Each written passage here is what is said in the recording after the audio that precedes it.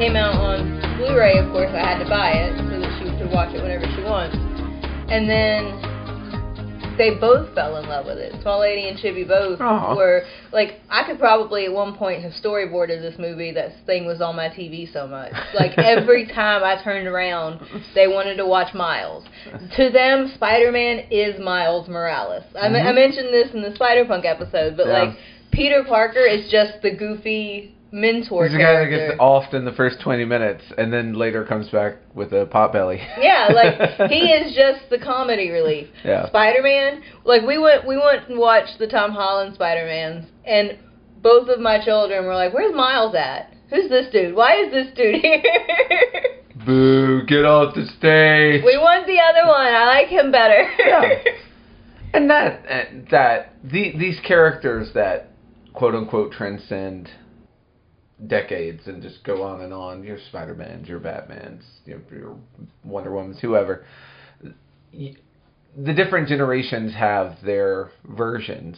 Yeah. Like, my mom and dad and my grandparents did not understand my interest in Batman because the Batman they were dealing with was Adam West from the 60s TV show. Yeah, and they were like, it's kind of funny, but it's silly and it's goofy and it doesn't really I don't know, I'm not getting why you would be attracted. Yeah.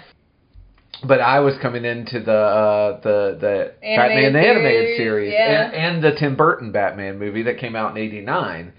So we're dealing with, think Nightmare Before Christmas, but with Batman. Like, oh man, so cool. So much Nightmare Before Christmas. I'm getting war flashbacks. Gotham City, which is funny.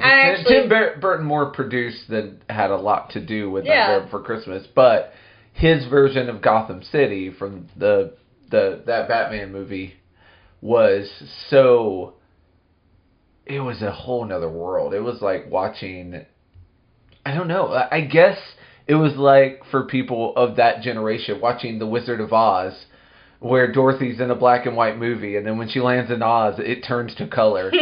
Like, that was watching this Tim Burton film to me.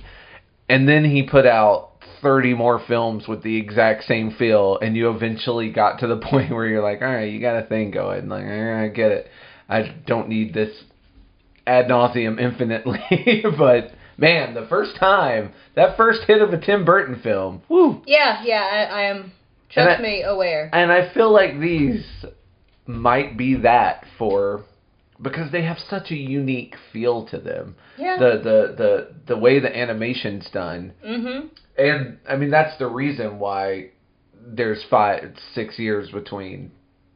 They were trying the first and second movie. Just for our regular scheduled knock at capitalism here. No, please. They were trying really hard to have the third and final one of these films come out next year. Yeah. And the studio was like, yeah, it's gonna come out next year, and the artists were like, the fuck it is coming out next year.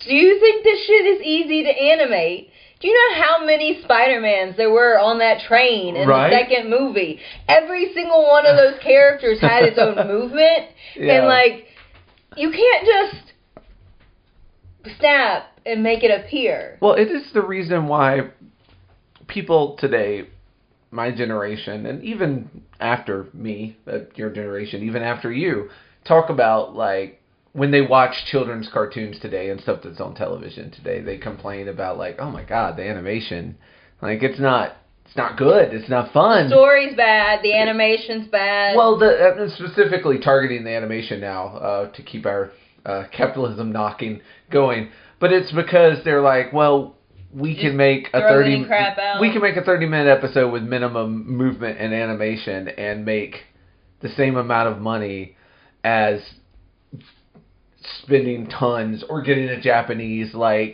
studio to do the animation for us that we storyboarded or whatever. It's why The Simpsons are done in various studios outside of the United States. There's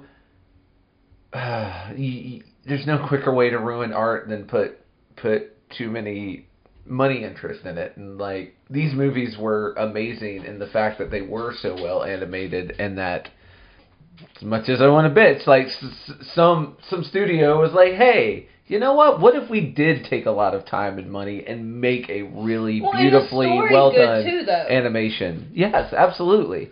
The writing, but you can like, it's cheaper. Maybe not now. Go Unions, but it was cheaper to have good writers than good animators.